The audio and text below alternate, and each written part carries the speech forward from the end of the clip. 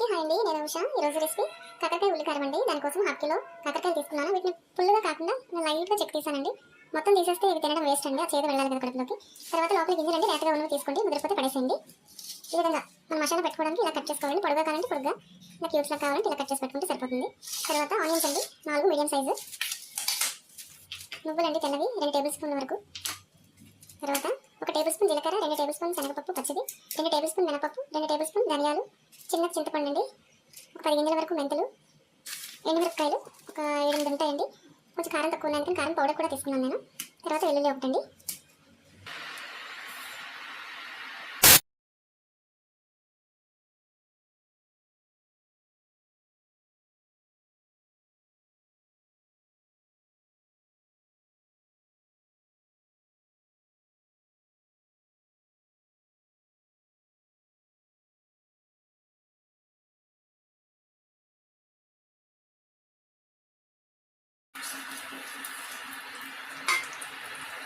మినపప్పు, శనగపప్పు, మెంతులు, కరివేపాకు, ధనియాలు, జీలకర్ర మొత్తం వేయకుండా ఇందులో కొద్దిగా వేసానండి. కొంచెం ఉంచాను పచ్చిది.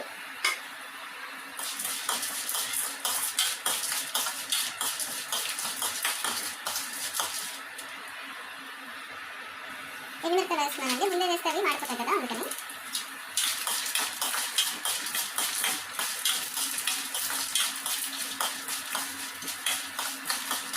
నువ్వులు కూడా అంతేనండి, ముందే వేస్తే మాడిపోతాయి కదా. ఇది వేగి నాకు మంచి సువాసన వస్తుంది. ఆ టైంలో వేసుకుంటే సరిపోతుంది. ఆ వేడికి కూడా ఇవి బాగా వేగిపోతాయి.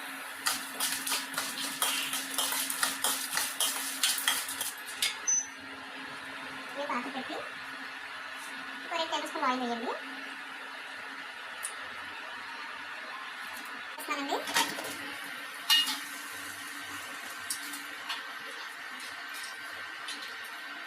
ఇవి కాకరకాయల లోపల గుజ్జండి, లేతగా ఉన్నది.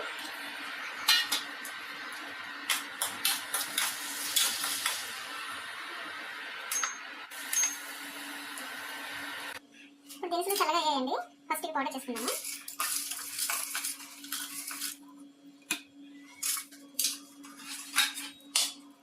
ఇందులో ఫ్రై చేసి ఉంటాయి వేసి కొంచెం జీలకర్ర వదిలేసాం కదండి పచ్చిది, అది వేసేస్తున్నాను. వెల్లుల్లి దెబ్బలు పచ్చివేనండి. వేయించకుండా వేస్తే మంచిదండి, హెల్త్ బెనిఫిట్స్ ఉంటాయి. అలా వేయడం వల్ల టేస్ట్ కూడా బాగుంటుంది. తర్వాత చింతపండు, ఇది కూడా నేను వేయించలేదండి. కారం అండి, మీకు సరిపడా చూసుకొని వేసుకోండి.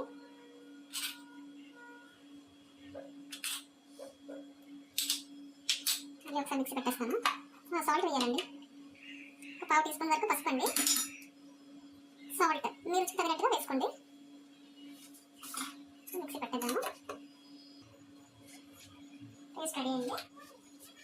మసాలా కాకరకాయలు స్టఫ్ చేద్దామండి.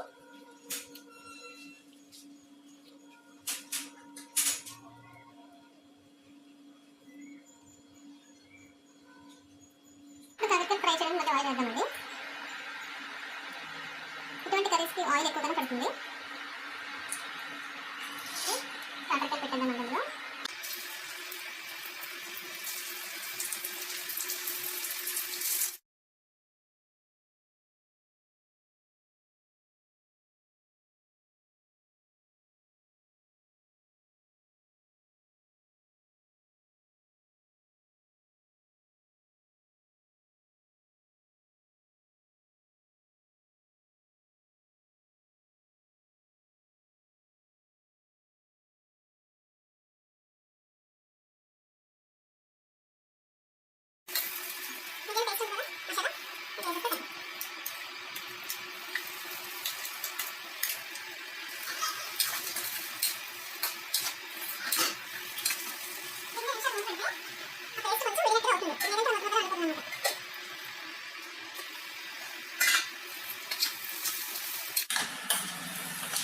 అంతేనండి, మసాలా వేగిపోయింది కదా, ఆల్రెడీ వేపాం కదండి.